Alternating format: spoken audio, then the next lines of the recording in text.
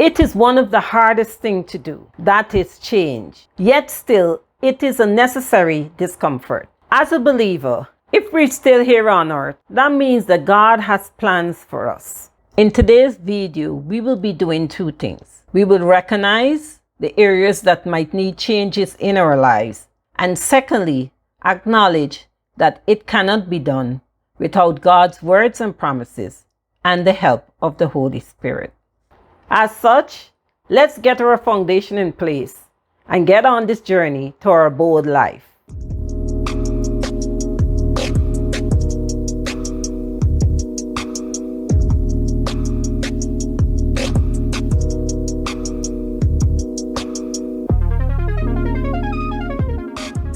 Hello, my name is Paula Simon. Welcome back. And if you're new, welcome to the channel. This channel encourages women to embrace all changes one step at a time.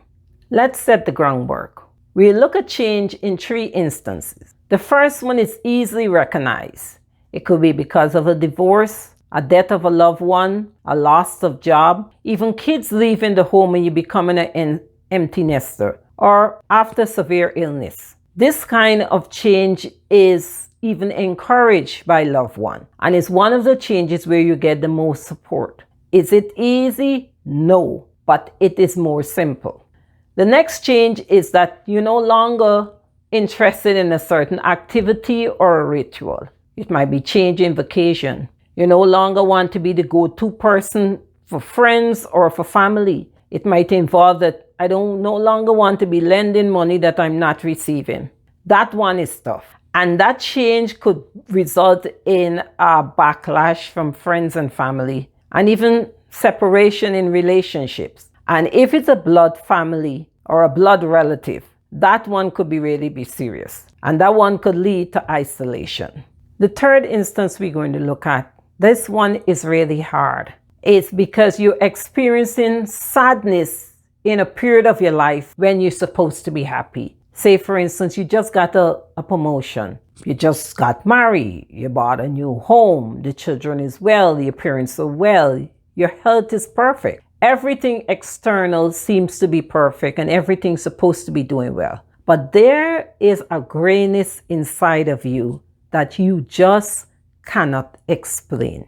In the two previous instances, you might even could talk to a co-worker and they might understand why you want to move or you want to change because of the divorce or the death. They could understand really why you're so upset because you're being taken advantage by a friend or a family. But how could you explain to someone that you are experiencing this grayness and this sadness when everything else seems to be perfect? How could you explain to them that I'm not happy when you just got that new job? Especially if it's a job that you've been working hard for. You went back to school, you've been doing everything on the job in preparation for that promotion. So you finally got the promotion. And as I said, everything on the books is looking perfect. But there is this heavy grayness that you just cannot explain. Okay, now since that we recognize that there's some changes to be made, let's look at part 2. Acknowledging that I'm not equipped to do it on my own. I don't have the strength to tell friends or family no. And most of all, I do not understand or could explain what is happening to me now. As a believer, let's look at a few of God's promises. According to Deuteronomy 31:6, God promised never to leave us nor forsake us. God always keeps his promises. Look at Psalm 89:34. Also, he never changes. See Hebrews 13:8. In Proverbs chapter 3, verses 5 and 6, God asks us to trust him with all our hearts and lean not into our own understanding. In all our ways acknowledge him, and he will direct our path. Along with God's words and promises, we have the Holy Spirit. In John 14:16, God promises the Holy Spirit as the Comforter. And he said in John 14:26 that the Holy Spirit will lead us to all truth.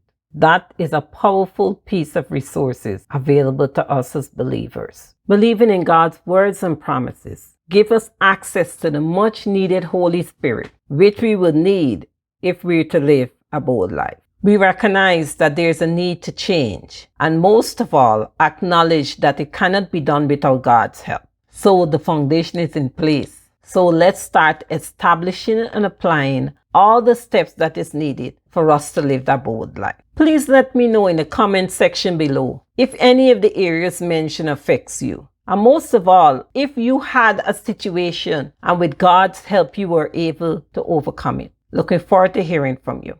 Guys, so next week we will be looking at establishing and applying all the steps that is needed on our way to a bold life. Don't forget to subscribe, turn on the notification button so you would know when a new video is available. Take care and have a blessed week.